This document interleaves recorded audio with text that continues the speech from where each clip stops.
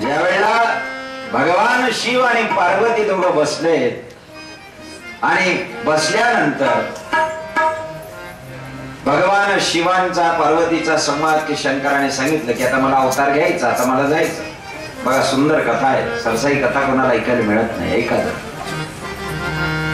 त्यावेळेला पार्वतीने विचारलं, म्हणे प्रभू तुम्ही अवतार घेणार आहात, पण आधी मला हे सांगा तुम्ही काय होणार आहात. रामावतारामध्ये तुम्ही जाणार आहात, पण तुम्ही अवतार कसला घेणार आहात, तुम्ही रूप कसलं घेणार आहात. त्यावेळेला भगवान शंकराने सांगितलं की मी रूप घेणार आहे म्हणले माकडाचं, मला मारुती हनुमान बनायचं. नाही म्हटलं. पार्वतीने स्पष्ट विरोध केला, अजिबात नाही. खरी गोष्ट आहे ना, कोणाची बाई परवानगी दिली. समजा तुम्हाला नोकरी लागणार नाही, कल्पना करा. आता आमचा योगेश आहे, योगेशचं लग्न झालं, मग त्याला नोकरीची ऑर्डर आली, 2 कॉल आले. पहिला कॉल शाळेमध्ये शिपाई, दुसरा कॉल कलेक्टर. सांगा बरं त्याची बाई कशाला परवानगी दिली. कलेक्टरला कोण सांगेल की तुम्ही शिपाई व्हा. आता इथे ओरिजिनलच कलेक्टर भगवान शिवजी, आणि ते शिवजी आपल्या पत्नीला सांगतायत की मी अवतार घेईन, पण कशाचा, मला माकड व्हायचंय, मला वानर व्हायचंय. आणि तिने स्पष्ट सांगितलं माफ करा, मी तुम्हाला होऊ देणार नाही. त्यावेळेला शंकरजी सांगतात की मी काय ऐरा गैरा माकडने होणार आहे. म्हणजे ऐरा गैरा व्हा का कसे व्हा, पण शेवटी माकड ते माकड. नाही, मी माकड होणार आहे, पण सगळ्या माकडांचा मालक होणार आहे, सगळ्या माकडांचा मालक. म्हणून हनुमान चालीसा मध्ये तो शब्द आलेला आहे की कपी म्हणजे माकड आणि ईश म्हणजे मालक, माकडांचा मालक. हनुमान चालीसा ओवी क्रमांक 1. बोला काय म्हणाले तुलसीदासांनी सांगितलं, कोण माकड. जय हनुमान ज्ञान गुण सागर, जय कपीस तिहु लोक उजागर. जय हनुमान ज्ञान गुण सागर, कपीस सुंदर शब्द वापरला पहिल्याच याच्यामध्ये की मला माकडांचा ईश व्हायचंय. मग मात्र पती पत्नींमध्ये थोडीशी तक्रार सुरू झाली, तक्रार सुरू झाली. लग्नानंतर भानगडी सुरू होत. म्हणून सावधान शब्द वापरला. ज्या ज्या ठिकाणी डेंजरपणा असतो ना तिथे सावधान, डीपीवर लिहिलेलं असतं सावधान. मग या दोघं पती पत्नींमध्ये क्लेश सुरू झाला. कोण, भगवान शिव आणि पार्वती. देव लोक आहेत. पार्वतीने विरोध केला, अजिबात नाही, मी तुम्हाला जाऊ देणार नाही. माकड व्हायचं म्हणजे ज्या वेळेला मला आता लक्ष्मी विचारेल, सरस्वती विचारेल, शारदा विचारेल, मला सावित्री विचारेल, का हो ताई तुमच्या पतीने अवतार घेतला पण झाले काय माकड, मी काय सांगू बाईंना. है ना, स्त्रियांचा एक स्वाभिमान असतो. डॉक्टर, इंजिनियर, प्रोफेसरची पत्नी जर असली ना, बाई पटकन ओळख देते. है ना, मी कस काय सांगू की माझा पती माकड झाला असं. नाही वा तुम्ही महाराज, माझे हात जोडून विनंती आहे, अहो दुसरं काही वाटा, काय अडचण आहे तुम्हाला. तुम्ही माकडच का होणार आहेत याचं मला आधी कारण सांगा. शंकरजी म्हणाले मी तुला कारण सांगतो. मग माझे सगळ्या कारण शांतपणाने ऐकल्यानंतर मग जर तू परमिशन देत असेल तर मी माकड व्हायला तयार आहे, आणि जर तुझी परमिशन नसेल, परवानगी नसेल तर मी माकड होणार. आणि मग पहिलं कारण सांगायला सुरुवात केली. भगवान शिवजी काय म्हणतात की सती, आता बायकोला समजवायला लागलं. सगळ्यात कठीण पात्र आहे समजवण्यासारखं. समजवायला सुरुवात केली. म्हणजे सती एक गोष्ट सांगू, अगं मी महादेव, देवाचा देव महादेव शंकर झालो, पण सांग मला प्यायला काय दिलं लोकांनी. काय दिलं, विष दिलं. तू म्हणते ना तुम्ही मोठे आहात, तुम्ही कलेक्टर आहात, अगं मी देवाचा देव महादेव, पण मला प्यायला काय मिळालं तर विष मिळालं. आणि सती एक सांगू तुला, मी जर माकडाचा अवतार, मारुतीचा अवतार घेतला आणि सतत श्रीराम जय राम बोलायला लागलो तर काय होईल माहितीये? म्हणले काय होईल? अमृताची गोडी तुझ्या भजनात, अमृताची गोडी तुझ्या भजनात,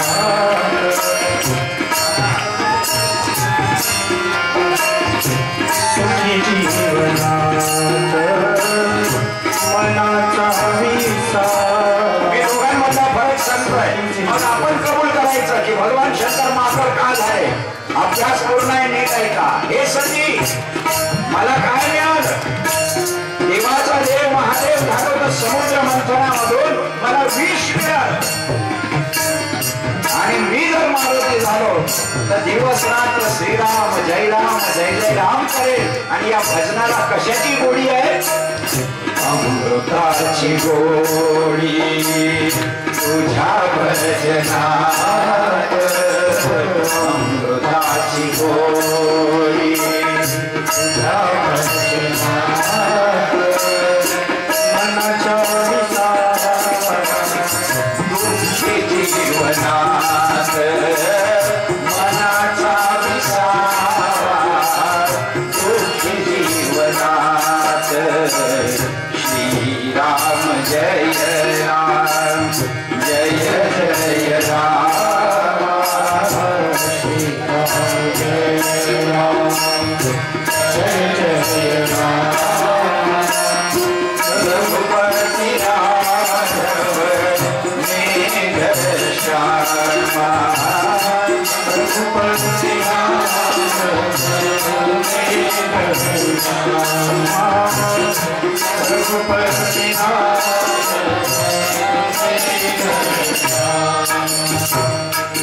मग सती तुला असं वाटत नाही का की आपल्या नवऱ्याला विषाचा ऐवजी अमृत मिळावं? का तुझं असं मत आहे मी महादेव बनून राहावं आणि नेहमी विष पित राहावं? तुला वाटत नाही मला भजनाचा अमृताची गोडी त्याच्यात मिळावी? तरी सती एक नाही दोन. जाऊ द्या, काही घडी घडी थोडी विष मिळणार आहे. झालं एकदा झालं तुमची ताकद होती, तुम्ही प्याले. आता काही समुद्र मंथन पुन्हा पुन्हा हे काही मला शिकवू नका, मानायलाच तयार नाही. भगवान म्हणाले की आता सती मी तुला एक सांगतो. म्हणे काय? मी भगवान शंकर बनून राहिलो सती, पण सांग ना ग, माझ्या गळ्यामध्ये लोकांनी कोणत्या फुलांची माळा घातली? शंकराला कोणते फुलं चढवले जातात? तुरा धोत्रा है ना, की जे जे बरं शंकराला चालतात. नवरदेवला काय अडचण आहे बरं? करून पहा. एखाद्या लग्नामध्ये नवरदेवला धोत्र्याच्या फुलांची माळा लिया पाहुणा है ना, जमेल का? शंकराला चालते मग नवरदेवला काय? पण धोत्रा त्याच आहे. धोत्र्याचं फळ कोणी खात नाही, धोत्र्याच्या फुलाची माळा कोणी येत. आणि असा धोत्रा मला देतात. अगं एक सांगू तुला, मी कंटाळलो का आता मी त्या धोत्र्याला. मलाही वाटतं की मला सफेद फुलांची माळा द्यावी. मलाही वाटतं की माझ्यावर रामचरण कमलाला स्पर्श केलेली तुळशी डोक्यावर ठेवावी. सती तुला नाही वाटत की आपल्या नवऱ्याचा सत्कार चांगल्या फुलांनी व्हावा, चांगल्या माळ्याने व्हावा? मी कंटाळलो म्हणते आता त्या धोत्राला. अगं म्हणून मला वाटतं, साधी साधी कारण द्यायला सुरुवात केली देवाने. म्हणून मला वाटतंय की आता मी अवतार घ्यावा. तरी सती एक नाही दोन नाही, तिचा देव है ना. मग मात्र भगवान शंकर म्हणतात की सती अजून एक कारण सांगू तुला. मी सगळे कारण तुम्हाला पुन्हा एकदा विचारणार आहे की देवाने, भगवान शंकराने मारुतीरायाचा अवतार घेण्याच्या आधी आपल्या पत्नीला काय काय कारण सांगितले की मी मारुती का होणार. म्हणजे सती एक सांगू. म्हणले काय? सती माझ्या गळ्यामध्ये आतापर्यंत मुंडमाळा आहे. मुंडमाळा म्हणजे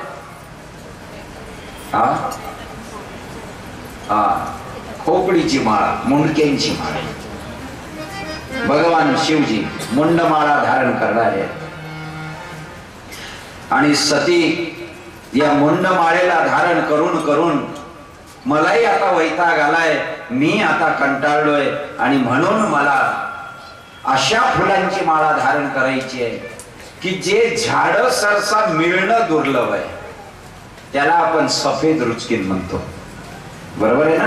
की जे झाड मिळणं दुर्लभ आहे, रुई. म्हणे प्रभू तुम्ही रुईच का निवडली, गुलाब का नाही, जास्वंदी का नाही, तुम्ही रुई? म्हणे त्याला कारण सांगतो ग.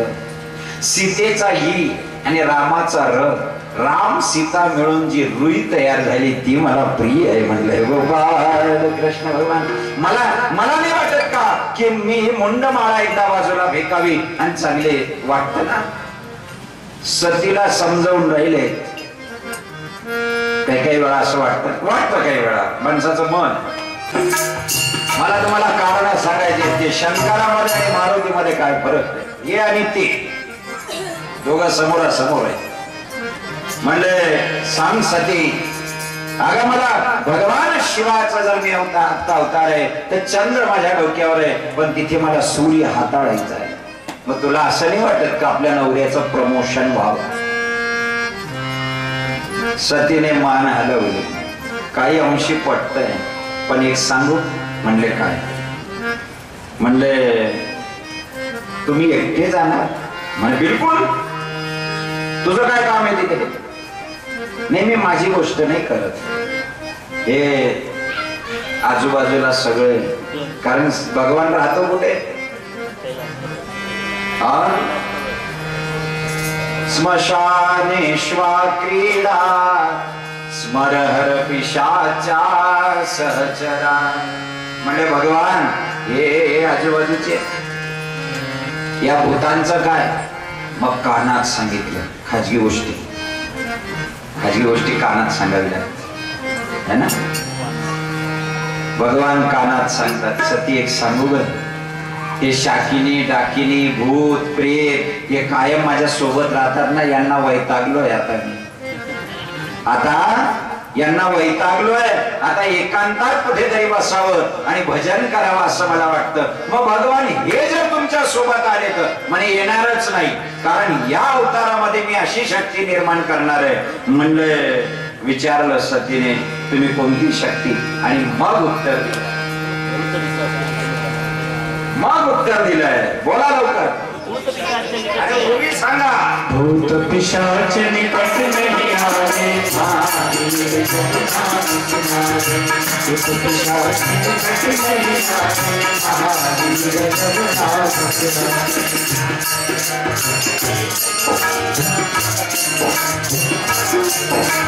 भूत पिशाच निकट नहीं आवे, महावीर जब नाम सुनावे. रोग हरे सब तेरा, संकट